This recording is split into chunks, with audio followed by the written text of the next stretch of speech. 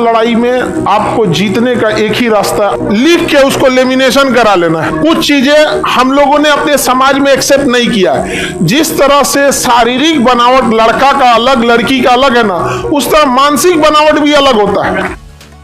ऐसे मामले होते हैं बिना मतलब के, जैसे फैमिली कोर्ट, वो फैमिली वाला मैटर बिना मतलब वाला घुस जाता है कहाँ पे, कोर्ट में, और वो भी चल जाएगा फौजदारी वाला। समझ में गया? फैमिली मैटर जब कोर्ट में पहुंच जाता है ना, तो शायद ही अपने रास्ते पे पटरी पे आ पाता है।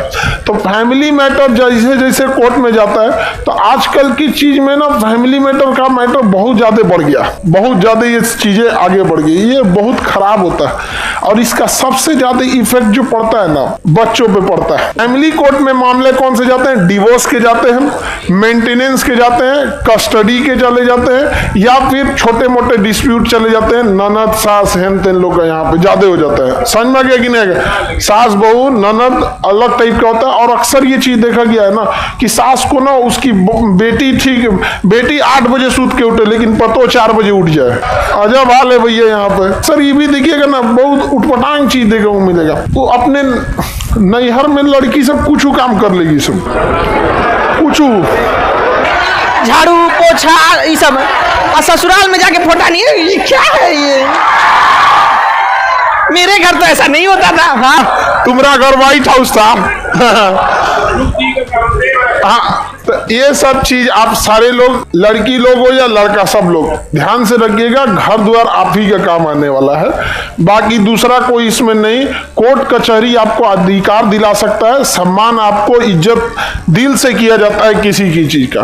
तो जब भी आप किसी के लिए खड़े रहेंगे, समर्पित रहेंगे, तो सामने वाला भी आपके लिए समर्पित रहेगा।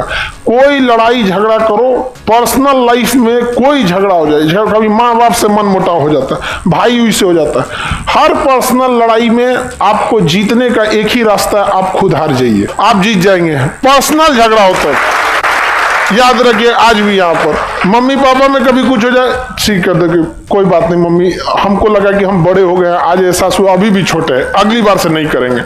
वही माँ का गुस्सा खत्म हो जाएगा। हस्बैंड वाइफ में भी हो जाता है, वाइफ के सामने भी आप किसी पर्सनल रिश्ता जो आपके साथ चल रहा है, उसमें जीतने का एक ही रास्ता है, आपको खुद हारना पड़ेगा, आप जीत जाएंगे। लड़का तो वैसे भी विष्णु होता है, नहीं लड़का बड़े बड़े चीजों पे बवाल करता है, छोट मोट चीज पे नहीं लड़का है। अच्छा, और भी चीजें, लड़का लोग को एक चीज हमेशा लड़की लोग याद रखना, लड़का को कभी भी मुंह फुलाने वाला कोई इंसान पसंद नहीं है, ये चीज हमेशा याद रखना। दूजा पर कोई चीज वो बम मार ले, वो ठीक है, मुंह ना फुलाए, वो किसी का नहीं समझ में आया यहाँ पे। तो लड़की लोग एक चीज कहीं लिख के उसको लेमिनेशन करा लेना है, समझ में गया कि मार्कशीट उसकी पे अंदर अंदर वो एकदम गुस्सा करो, तब कचकचा कर एकदम इधरिया मुंह के कचकचा लेता है, फिर कहता कोई बात नहीं खाना खा लो, हथवा पिछवा एकदम कचकचीले रहता है। तो ये आप लोग इस गलतफहमी मत रहिएगा, हम आप लोग को समझा रहे हैं। आप लोग मुंह फुला फुला बैठिएगा, फ्यूचर में बेचारा इन सब को दिक्कत होगा, समझ में गया कि नहीं आएगा? इसलिए कोई भी मुंह नहीं फुलाना है, ठीक है? 2 बात बोल देना है, बोल दो, ठीक है? हम लोग की हैबिट होती है मुंह फुलाना। ओ माय गॉड, यार ये तो दहला दी हमको पूरा। लड़की बोली है, वो लड़का कभी मुंह नहीं फुला सकता, गारंटी नहीं।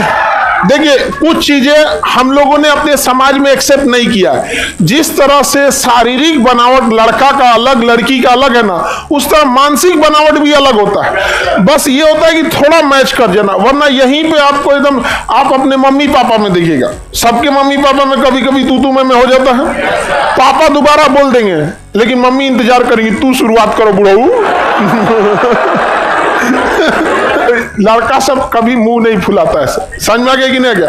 रीजन क्या है कि उसको परिवार का झगड़ा बहुत छोटा मोटा लगता है, क्योंकि उसके ऊपर बहुत बड़ा जिम्मेदारी रहता है, समाज में छोट मोट को निपटा